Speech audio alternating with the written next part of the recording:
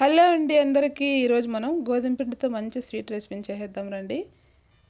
ముందుగా స్టవ్ వెలిగించుకొని పెనం పెట్టుకొని ఇందులో 1 కప్పు బెల్లం 1 కప్పు వాటర్ వేసి ఈ బెల్లం అంతా కరిగే వరకు ఇలా కరిగించుకోవాలి. ఇలా మొత్తం కరిగిపోయిన తర్వాత ఒక గిన్నెలోకి వడపోసుకుందాం. చూడండి బెల్లం అంతా బాగా కరిగిపోయింది కదా. ఇప్పుడు మొత్తము డస్ట్ ఏమన్నా ఉంటే కూడా వచ్చేస్తుంది. ఇలా వడపోసుకోవాలి గిన్నెలోకి.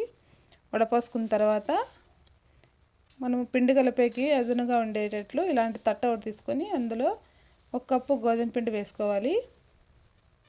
2 కప్పుల గోధుమ పిండి వేసాను. అందులోనే కొద్దిగా బేకింగ్ సోడా వేసాను. బేకింగ్ సోడా లేకుంటే వంట సోడా అయినా వేసుకోవచ్చు. అందులోనే 2 స్పూన్ల రవ్వ వేసుకోవాలి. ఇలా యాలకుబుట్లు దంచి వేసుకోవాలి. కొద్దిగా సాల్ట్ కూడా వేసుకోవాలి. వేసుకొని 1 కప్పు బెల్లం వేసాం కదా, 2 కప్పులు గోధుమ పిండి కరెక్ట్గా సరిపోతుంది. ఇలా మొత్తం కలుపుకోవాలి. కొంచెం 1 స్పూన్ అంత నెయ్యి కూడా వేసి కలుపుతున్నాను. కరెక్ట్గా ఆ వాటర్కి ఆ పిండికి కరెక్ట్గా సరిపోతుంది. చూడండి మరీ గట్టిగా ఉండకూడదు, మరీ లూజ్గా ఉండకూడదు. పిండి ఇలా కలుపుకోవాలి. చూడండి ఇలా కలుపుకున్న తర్వాత మూత పెట్టేసి పక్కన ఉంచుకుందాం. ఇప్పుడు స్టవ్ వెలిగించుకొని ఆయిల్ వేసుకుందాం. ఆయిల్ హీట్ ఎక్కుతూ ఉంటుంది కదా. ప్లీజ్ వీడియో చూస్తున్నారు కానీ లైక్ చేయడం లేదు. లైక్ చేసి సబ్స్క్రైబ్ చేసుకోండి. చూడండి ఇలా ఆయిల్ హీట్ ఎక్కిన తర్వాత ఇప్పుడు ముందుగా మనం పిండిని కలిపి పెట్టుకున్నాం కదా, ఆ పిండిలో నుంచి కొంచెం కొంచెంగా ఇలా పిండిని తీసుకొని ముద్దల్లాగా చేసుకోవాలి. చిన్న చిన్న బాల్స్ లాగా చేసుకోవాలి.